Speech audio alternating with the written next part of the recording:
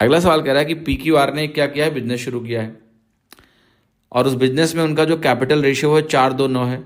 हर quarter के अंत में P क्या कर रहा है, अपने कैपिटल को आधा कर रहा है, Q डबल कर रहा है अपने कैपिटल का, R अपने कैपिटल को एज इट इज छोड़ देता है। कह रहा है अंत में P का प्रॉफिट दिया हुआ है, हमें कुल प्रॉफिट निकालना है, कितना होगा। तो बहुत ही क्लासिकल केस है। देखो P का इन्वेस्टमेंट पहले 4 है, क्वार्टर होते कितने हैं भाई, क्वार्टर का मतलब 4 होता है। 3 महीने के पीरियड्स जो होते हैं इनको हम बोलते हैं 4 क्वार्टर्स, राइट। वो एक क्वार्टर आपका बनता है अप्रैल से जून, अप्रैल मई जून, फिर एक बनता है जुलाई अगस्त सितंबर, फिर एक बनता है अक्टूबर नवंबर दिसंबर, एक बनता है जनवरी फरवरी मार्च। ये 4 क्वार्टर्स होते हैं, right. It's 4 quarters of 3 months each. तो एक बार देखो कह रहा है 4 रहेगा कैपिटल P का, फिर अगले क्वार्टर में वो चीज़ आधी होके 2 हो जाएगी, फिर अगले क्वार्टर में 1 हो जाएगी, फिर हाफ हो जाएगी, ठीक है, राइट। अगर आप ये हाफ नहीं देखना चाहते हैं तो आप पहले ही इसको डबल करके एज्यूम कर लीजिए, इसको 8 मान लीजिए। ये जो 2 है ये 4 हो जाएगा, 4 के बाद ये 8 हो जाएगा, 8 के बाद ये 16 हो जाएगा, और जो 9 है ये 9 ही रहेगा हर क्वार्टर में। अब चूंकि रेस्पेक्टिव जो टाइम पीरियड्स हैं वो सेम है, अब आइडियली तो मुझे इन्वेस्टमेंट को टाइम से गुणा करना चाहिए, ठीक है, इस सबको 3 से गुणा करना चाहिए, तब तो इन्वेस्टमेंट टाइम मिलेगा। बात तो सही है, 3 महीने के लिए हैं ये तो।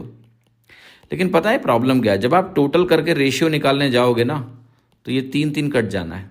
अगर आप टोटल करके रेशियो निकालेंगे तो ये 3 कट ही जाने हैं यार। तो नहीं करो, जब टाइम पीरियड इक्वल होते हैं ना तो उनको लिखने की ज़रूरत नहीं होती है। अब आप इसका टोटल करिए, 4 2 6, 4 2 6 1 7, 4 2 6 1 7 और 1/2 7.5 हो गया।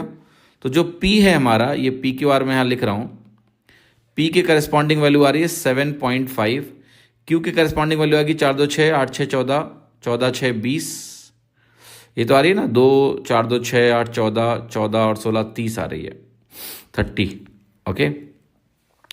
R के PQR के 9 चौके 36 आ रही है वैल्यू, लिख दिया।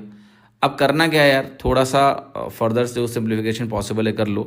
तो आप कहोगे ये जो 7.5 है ना, इसको हम 15 लिख लेते हैं, 2 गुना कर देते हैं, इसका 2 गुना कर लेते हैं, इसका 2 गुना कर लेते हैं।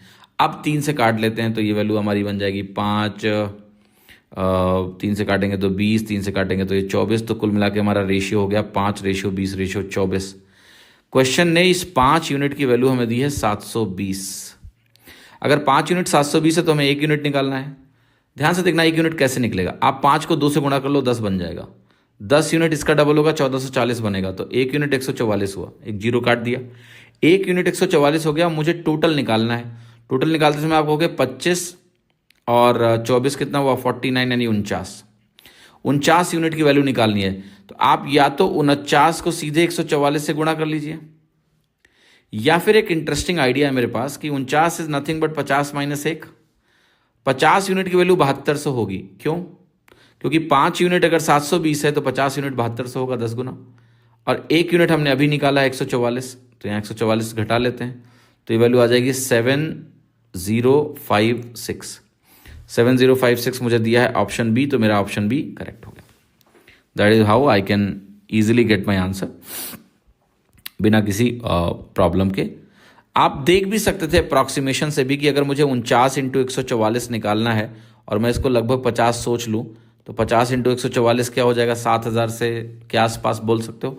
और 7000 के आसपास सिर्फ एक ही उत्तर है, तो आप वैसे भी बी लगा सकते थे इस केस में, जिस तरह के ऑप्शंस हैं उसके हिसाब से।